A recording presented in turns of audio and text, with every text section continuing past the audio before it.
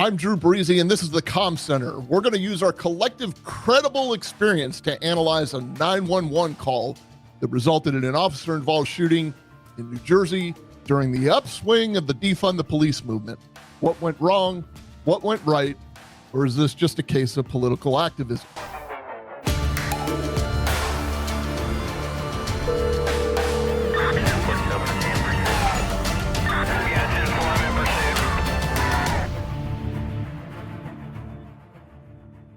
I'm John. I'm a 911 dispatcher for real in real life. I'm joined, as always, by Drew Breezy. That's his stage name. He used to be known as Andrew Baxter. He was a lieutenant in the Hillsborough County Sheriff's Office in sunny South Florida. As Drew said, this case happened in September of 2021, so right at the upswing of the defund the police movement. We'll start now with a 911 phone call taken from Mantua Township in New Jersey. Drew, of course, you speak up at any time. You are a dispatcher and a former dispatch communication center supervisor, so you have lots to say on it. I'm going to view it through the lens of someone that does this every day. I'm going to be looking at this call taker and this dispatcher as a peer, and Drew will look at him as a supervisor. And then we're going to go to some straight up cop shit. 911, where's your emergency? Two intruders in the back of my yard. What town's it in? Mantua? Mantua? Are you off Elm Avenue? Yeah. One of them had a gun for sure. Okay. And your phone number's, how many were there? A firecracker away from to get them to go, but they keep coming back, like looking to the fence. Okay, hold on for the police. I'm going to transfer you.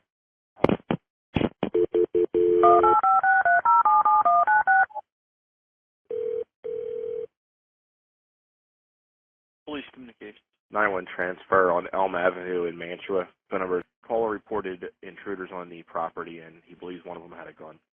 Hello? One of them definitely had a gun. I saw him. What's your address? So a couple things have already happened. Someone's dialed 911. The first dispatcher has confirmed their general address, but not a specific address. He just knows that it's not his baby. He knows that this belongs to somebody else. Get it off The your ball's back. been snapped to him, and he is punting that to the other team over on the other side of Elm Street over in Mantua Township. And you can hear both times the 911 callers come on. The most important thing to him is telling the story of possibly trespassers or prowlers on his property. I would call this a prowling call. But it's two unwanted people. And as usual, we're having to put the brakes on the person expressing their emotions and venting, the story of what's going on to try to get basics. So we've got to confirm the address. We know that we possibly have two armed people. We have no idea where they are yet. We have a general idea. As this call comes in, it is being mapped by, various functions, whether it's Rapid OSOS or ANI data from the phone. But we always want to confirm that with a human being there that's giving us that human intelligence. Usually you can count on people to know their address.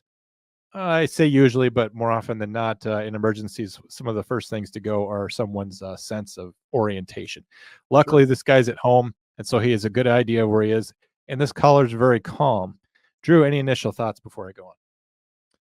No. I mean, it's all like this could happen on any given night at any given 911 center, obviously. Drew, what do you think so far of the guy saying that he was using firecrackers to scare off these prowlers? Well, unless they were crows, I don't know that would be an effective tool anyway. But I know. Whatever. I mean, and I don't know the legalities of using fireworks in New Jersey. Now, you touched on something very interesting there, and we should put a pin in that, circle back to it later. But you make a good point. I don't know if you guys remember the domestic call that we handled in Wisconsin where the guy throws open this door, and this is not a haunted hayride. If I was a burglar on this man's property, I would advise him it's not the 4th of July. It's not Chinese New Year, and to put the fireworks away.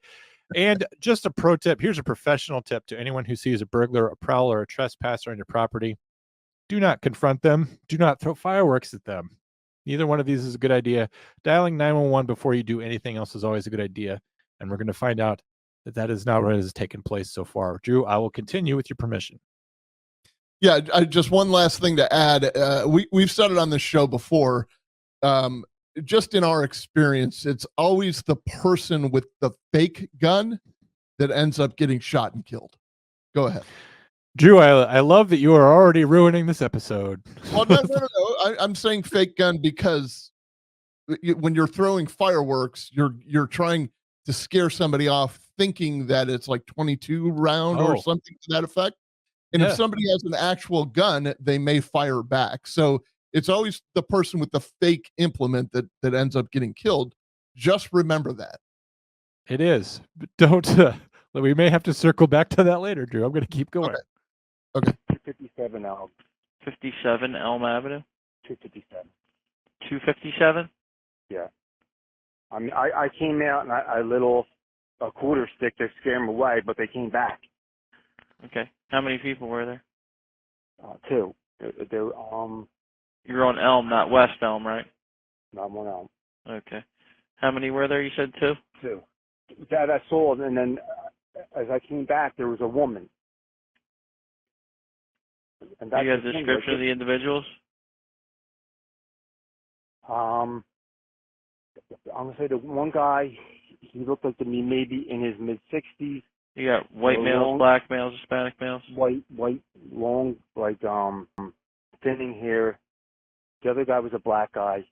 So one white male, one black male? Yeah, and the other girl, I really couldn't get a look. She was behind the fence. What were they doing? Well, when I looked out my window, the one guy was in my shed, getting my shed door open. And then I came around to go outside to confront him. So, Drew, a couple of things here. So this guy was inside. He saw some people prowling around on the property, gaining access to an outbuilding. At this point, we've got a burglary in progress, right? They're breaking and entering. Yes. They're going into an outbuilding. So we would call this a felony in progress or just occurred. Yes. Very, very important call. We already had at the top of the call saying that the subjects were armed. So this could be an armed burglary. So what we're talking about is one of the most dangerous situations that a homeowner can face. Someone on the two people on the property with firearms. He goes outside to confront them, which he is within his rights to do as a citizen. But again, I just wanted to say to those casually listening, not necessarily the best idea.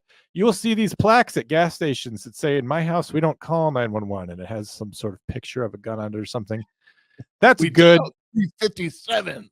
Just make sure that you also get the T-shirt next to it that says, "I have a lawyer on retainer," because that is something that you will also need. You know, I'm very pro Second Amendment. I'm very pro self-defense, and it's particularly, and I live in a place where there's not an abundance of law enforcement, and I understand the need to defend yourself.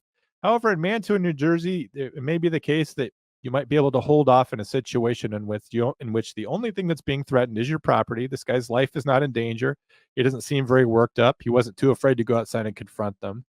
Admittedly, he might not have known about the guns until the confrontation. But if your personal safety is not at risk, maybe this is something that you can call the police for and have them respond. You do pay taxes as a citizen to have police come out and deal with these things. This way, if they take off, run, you can have a coordinated response from multiple units, and you can just sit on your couch. You don't really have to be especially bothered by this. But this guy is a proactive citizen, takes the situation to his own hands, and goes outside and confronts them. Drew, any comments on his behavior so far? No, I did notice he talked about a quarter stick, excuse me, which is more than just a firecracker. That's what's Dynamite. common on the street. Yeah, on the street, known as an M80. So that sounds more like a flashbang than it does anything else. It would sound like a shotgun blast, if anything. But you're right also in that it's specifically an outbuilding they're breaking into. There's no human lives that are in danger. It's all property that in most states, probably 99% of the states, it's going to be a felony crime. But there's no like real danger to human beings at this point. And this is New Jersey, so they could be bears. Yeah. Phone number?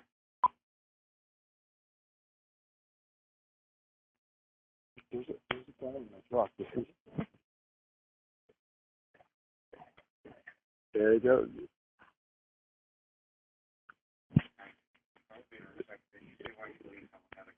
Did you? Okay, had to crank this up and put both hands over my ears. But the police officer's in the background on this phone call, and he says, "I've got a short ETA," meaning he will be on scene very quickly.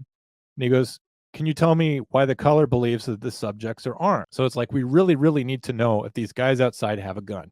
We've been told so. We've been told that so far. We're obviously going to use caution anyway for a burglary in progress, but we want to know what's the information. Can you confirm this so that the officers have some confidence going in that situation? Drew, responding to a burglary in progress, what went through your mind knowing the subjects were armed? What would you think if you had some doubt about whether or not they were armed? Would that change your approach to the burglary in progress? It wouldn't change the approach. I mean, I'm still trying to get there, and I've said this a million times before. You know, you're driving at warp speed, and you're trying to pay attention to the radio. You're also trying to pay attention to the CAD notes that are updating on that little tiny computer screen while you keep your car on the 12 feet of pavement that you're supposed to keep it on. The one thing I haven't heard, and again, this is hindsight from the dispatcher, and probably I would ask as a cop or as a shift commander or whatever, does he know these people? Do you know who they are? I mean, like, are these your neighbors that you have a problem with, or is this, because it's not going to change the response. It's certainly going to change the tone. If these are complete strangers, then maybe we're going to step it up just a little bit, but it'll definitely get your adrenaline coursing when you know that somebody is in a truck that doesn't belong to them and you're trying to get, especially if they're armed. I think that's a great point. This is a very strange situation, all things considered. This guy saw two people outside. He confronted them, threw firecrackers at them. They didn't leave. One of them still inside his truck. How do you approach a situation in which two people are on your property and then you confront them? I don't know exactly how that went down because he never says, but then ultimately you walk away from that confrontation with someone still in your vehicle. I'm not inclined to necessarily go out and confront somebody who was inside my vehicle, depending on the situation. If there's a gun in the car or something, I might want to get to him before he can get to that, depending on what's going on. But very often people do know the suspects in the case. They do know more than they're letting on. Very often people do call 911 to tattle on people that they don't like, whether it's the mother of their child or their neighbor or what have you. And sometimes people call 911 out of revenge and things like that. And those things can add much needed context to a situation that may be missing. I don't know if it comes up or not later in this case or not that he knew them, Drew. But that is an interesting point and something that does come up a lot. Now the dispatcher is going to attempt to confirm the presence of the firearm. Basically, how do you know that they're armed? Which is a valuable question. See the weapon?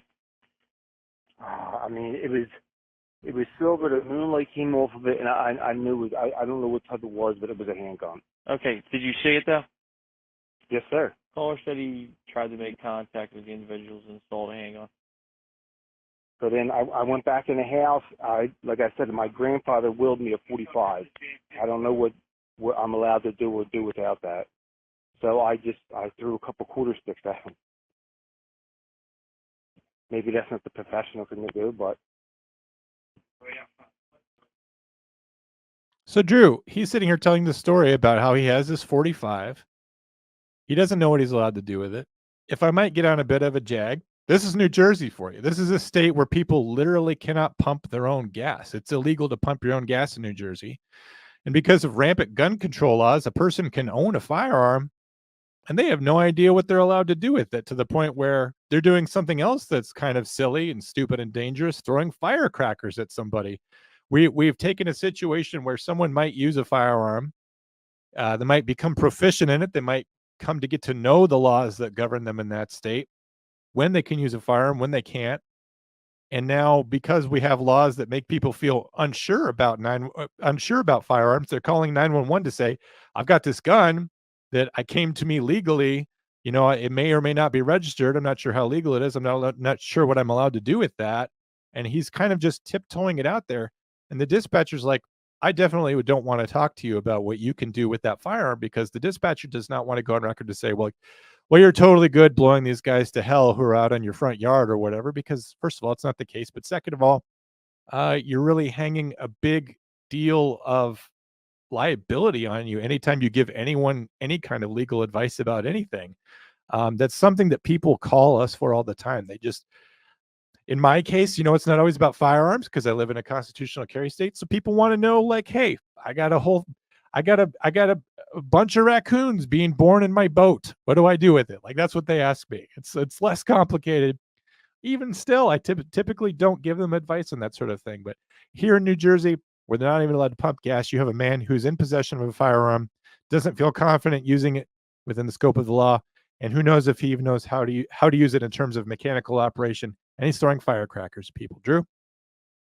I could hear radio chatter in the background, so I guess my take or my question or my assessment is that who do you want to listen to more in this situation? The professionals that have guns that are about to confront people with guns, or this guy who's talking to you in the background and it's not registering in your head yet that he's talking about he has his own gun.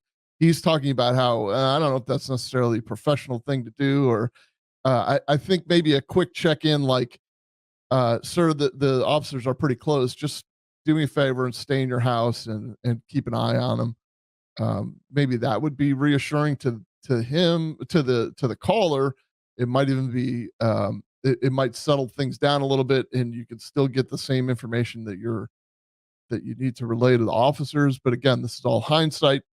I don't know where it goes from here, but I do think it's very important to listen to what the officers are saying, because you're responsible for their safety too. So you want to make sure that you relay all of the information that you can, because there's a real life confrontation that's about to take place from somebody with a gun that is alleged to have a gun, and somebody who definitely has a gun and is trained to use it.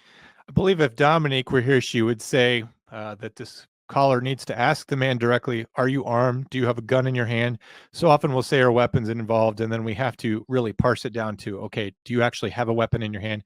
If you do have that in your hand, make sure it's not in your hand when the police approach. Follow all directions from police.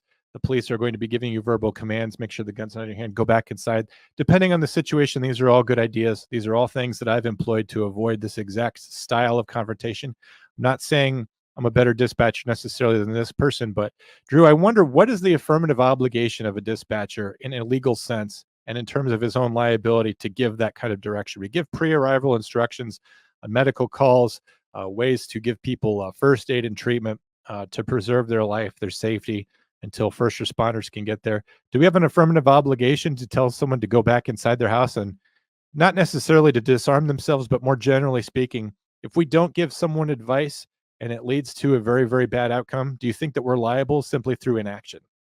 No. The inaction, I think that to hold up in any kind of court, and I don't know if this is going to make sense or not, telling them to do something is actionable. Telling them to put their gun down, telling them to go inside or whatever, and then something bad happens.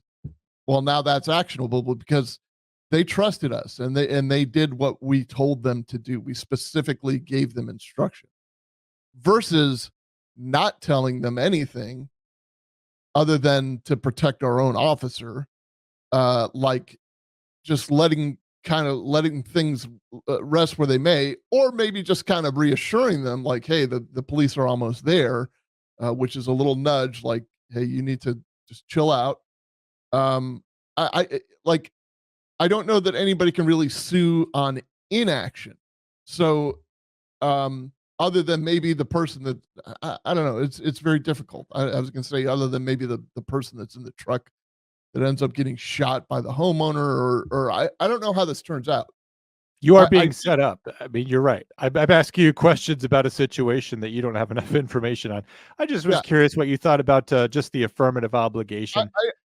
I've talked about this before. I'm not a fan of telling people, like, I'm not a big gun guy for being a cop. I'll be real honest with you. I do understand the Second Amendment also.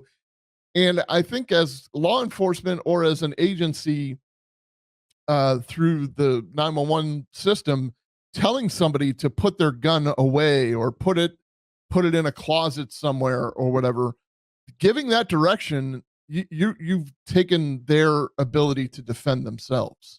Yeah. And I do understand. I was the guy responding, right? Or I was responsible for the people responding even. So I do understand where the dispatcher's head is in saying like, hey, put that thing away, put it back in the safe or whatever.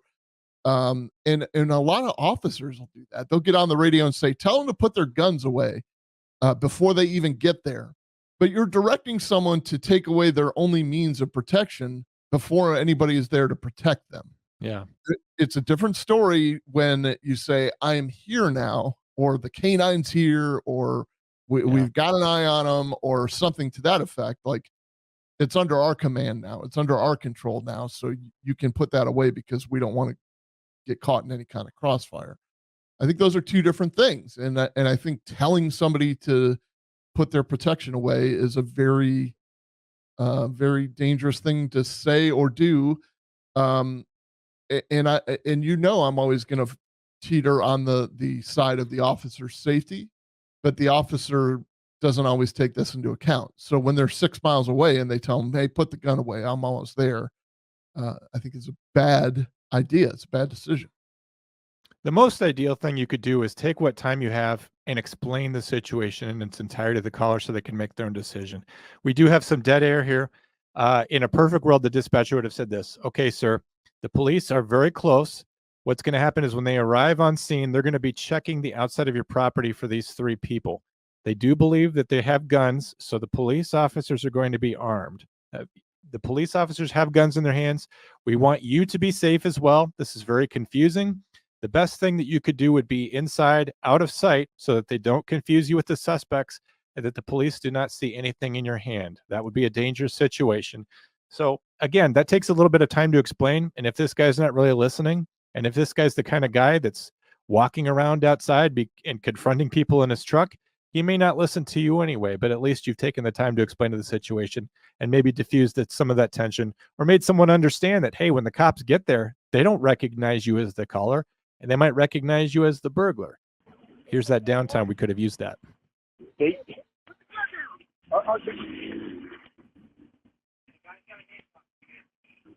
Are you talking with my officers?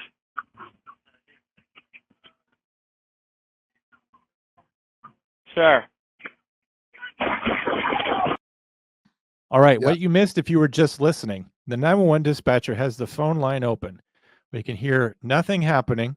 And then all of a sudden you hear in the background, a police officer says, put the gun down. Now, this is very, very critical for everything that follows. So pay close attention to this. But between the end of his sentence, from when he said, put the gun down, I timed it out. It's almost 14 seconds between when he says, put the gun down, the sentence is concluded. The person who's hearing those words can comprehend what's happening and make a decision. Almost 14 seconds goes by, but a solid 13 seconds. So we need to understand that a verbal command was given to put down the gun, and at least 13 seconds transpired.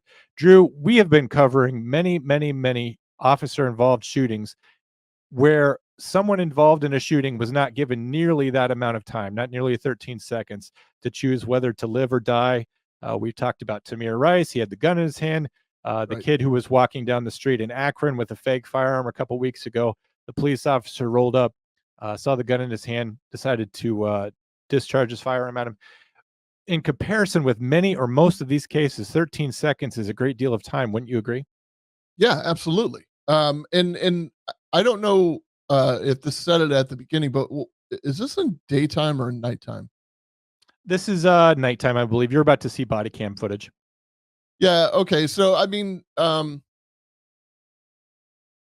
guess you have a little advantage by cover of darkness, but at the same time, you're illuminating the person, with your light. Hopefully you're illuminating the person with the gun. But yeah, I would definitely agree with you that 13 seconds is quite a gap. It's a lot of opportunity to have somebody lay their gun down. Let's also just go on record to say we all heard that he said, put your gun down. It was clearly audible in the background. The dispatcher said, hey, are you talking to my officers? Something that's interesting to me as a dispatcher is police officers are on scene, and he's asking the caller if he's talking to the officers. This could be that the dispatcher is trying to just figure out who's interacting with whom. But I wonder if the dispatcher knows that the officers are on scene. Sometimes officers can go into a situation very hot, and they could forget to say something pretty critical, which is 1097 or on scene. Good deputies or officers will say that just prior to their arrival because they know the timing of everything getting logged and recorded and acknowledged, and that will be the time that they are there. But something that can add a layer of confusion is, are the police officers there or not? Sometimes an AVL will have a lag on it, or it won't exactly update, or it won't show a dispatcher if a unit is around a corner or not. And so sometimes it's hard to tell just by that if someone is on scene. And absent a unit arriving on scene with his gun out and saying 1097, a dispatcher may not know, and there could be a layer of confusion. It doesn't mean that it's going to change anything the dispatcher does at this point, but I just have to wonder, does the dispatcher, does the comm center know that they're on scene?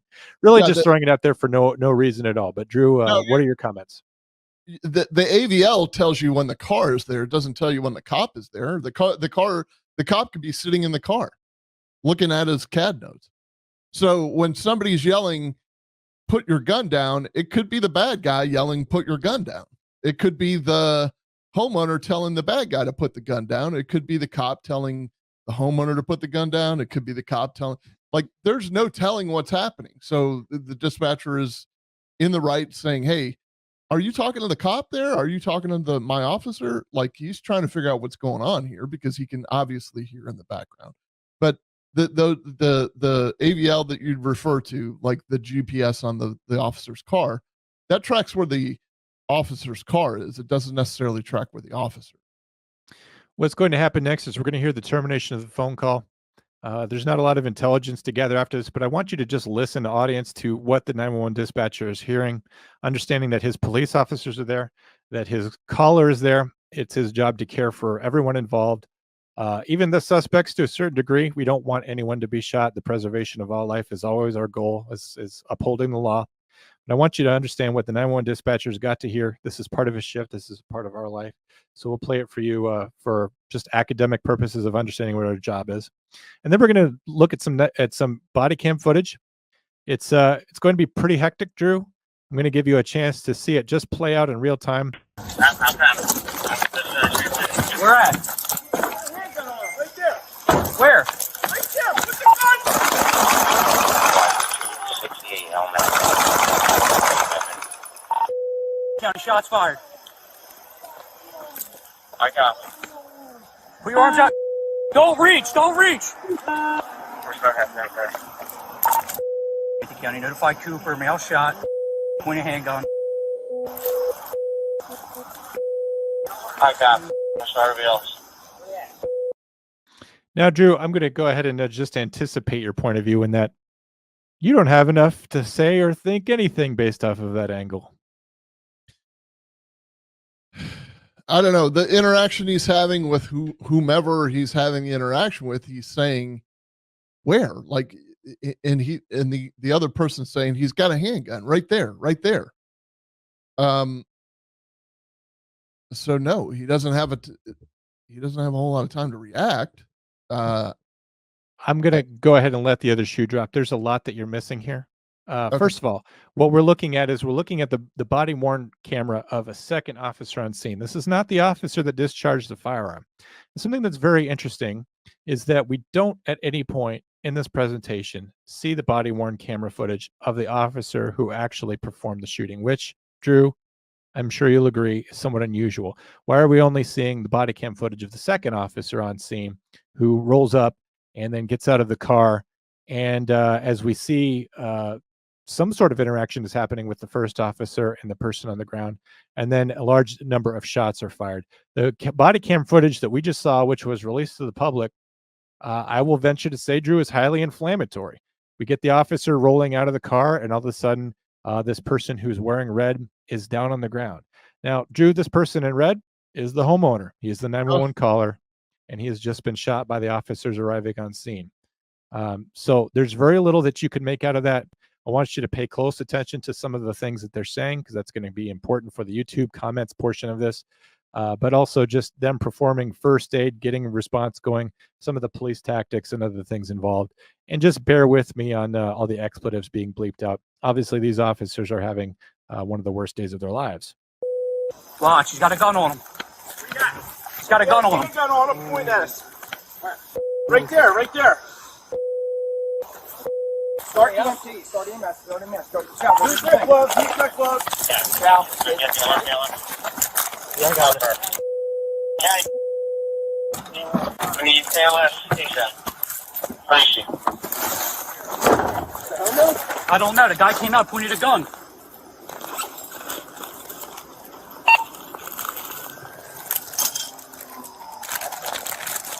Pointed the gun. I thought he was gonna fucking shoot me, dude.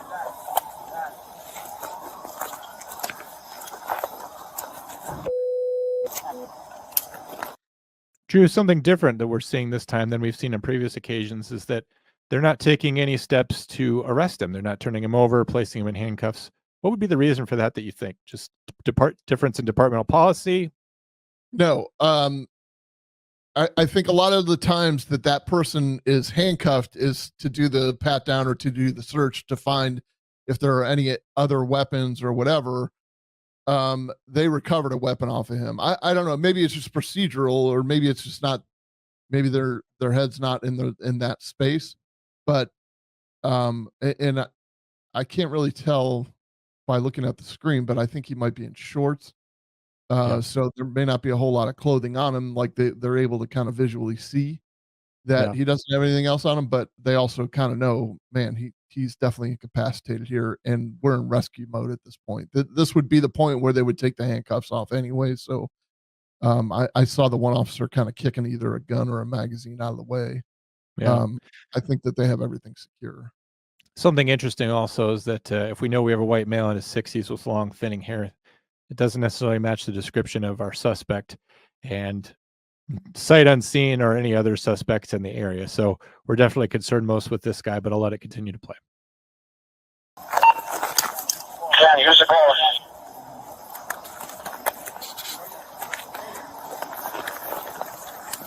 Get his shirt off. There's going to be Charles Trump was my original caller, the owner of the residence. County, can you give me some more units out here? I'm going to need a perimeter on Elm. Reach. Pull shirt off. Yeah, copy. Okay. I don't have a knife on me. Sorry. County, call it back. Unfortunately, the subject, the homeowner, the 911 caller, was transported from the scene where he was pronounced deceased. So an unfortunate situation here where police were responding to a house, to a 911 caller, and unfortunately, they shot the 911 caller and he was killed. I think it's very, very important that we remember that we were hearing on the 911 call, we heard the sound of a command being given to drop a firearm. And as I said, we had almost 14 seconds between when that command was given from when the last syllable of that sentence was given and when the first shot was fired. We know that that time frame is there. So something that's very interesting is that you can reverse engineer that. If you take that same 13 plus seconds and apply it to the body cam footage that we're watching, we realize something very important. This body cam footage, which has been released by the police department or by the prosecutor's office or by whatever agency, is not only showing the body cam footage of the officer who discharged his firearm, but the officer that's arriving on scene, what we're seeing, is only being shown what happened after the commands were given. I'll show you what I mean. So the police officer gets there. When he's getting out of his car, 8 seconds have already elapsed since that happened. We can see the suspect up in the upper part of the frame there, and now shots are fired. So this body cam footage that was put out only shows the officer rolling out of his car after that verbal command was given. So we have some agency or some police department that released this, and I would say with some lack of good faith, showing a police officer rolling out of a car, and it doesn't even show the part where that other police officer had issued that command. Case in point, I'll roll it back just so you could see it. But when the footage begins, it starts at 3 or 4 seconds, and that's reverse engineered from when the shots are first fired, the sound of the shots, 13 seconds in the past. Those 13 seconds go back to before this body cam footage even started. So that's a serious problem. Drew, what are your takes on that? It's a very serious problem. It's definitely going to sway anybody watching it or seeing it, and it's definitely relevant. Now, I don't know what he heard. I don't know if he actually heard the commands of drop the gun, but I was thinking, even when you were talking about the description, as a police officer, you're called to respond to a place where a person may be armed, and you get there and you're confronted with somebody who is armed. So the description almost is off the table. It's almost the opposite of or it almost supports the comments of the dumb comments that are usually made on YouTube of, it's the guy with the gun, dummy. Well, this is what we're talking about. It's not always the guy with the gun. The guy with the gun might be the homeowner who was dumb enough to come outside, or, you know, God rest his soul, was not wise enough to leave his gun in there. Now think about why would you call the police if you're going to walk outside with your gun to protect your property? Why did you even call the police if that were the case? But yes, I think that this footage is a little misleading and dishonest in the sense that there was a lot of time that was elapsed between arrival and shots being fired, which should go into any community briefing, is that whoever shot, was it the same guy that shot that ran and got the red rescue bag and all that? Was it the same guy? Or Yeah, no? it was the guy who was saying that he was. So are you saying that it is the person in this car that's shooting? If it was the same, yeah, I don't know. I don't think that it was. I think it was a person off the camera to the right that was saying something about he had a gun, he was going to shoot me, and this guy that we're seeing the vantage point, he's the one that grabs the med bag. Generally, you would not have the officer discharge the firearm rendering aid. Is that correct, Drew? I think that's I could replay it if you like. That's a coin toss. I do think that you're probably going to be in some kind of altered state because of the gunfire. But if the state is trying to prove on behalf of the people that this is some type of murder or manslaughter, why would they be working so hard to save the person? Oh, I just wanted to shoot him because I felt like shooting him, and therefore I needed to save him. This is like, no, there was a guy that was holding a gun, and I thought he was going to shoot me. So instead of allowing him to shoot me first, I shot him, and now I'm going to save him. And then, seconds later or a minute later, I find out this is the guy that called 911. How am I supposed to know that? Like, I do understand descriptions and all that, but again, what in your right mind would tell you, okay, I'm going to call the professionals with guns to confront this armed suspect. I'm telling the armed professionals that the guy is armed, and I'm going to go out there and add a gun to this whole thing. It's foolish. It's like walking with a lit torch into a gas station saying, hey, there's about to be a fire out there. It doesn't make sense. It surely doesn't. And just to call your attention back to the screen, look, we could see that this body cam footage, which was the only one that was released, the officer is still looking at his steering wheel. And again, I reverse engineered the timing of it so that the call to put down the firearm was 13 plus seconds prior to when the gunshots happened. So when you hear the gunshots on the body cam, I essentially ran the clock back the same amount of time. What that means is this officer that we're looking at is looking at his steering wheel.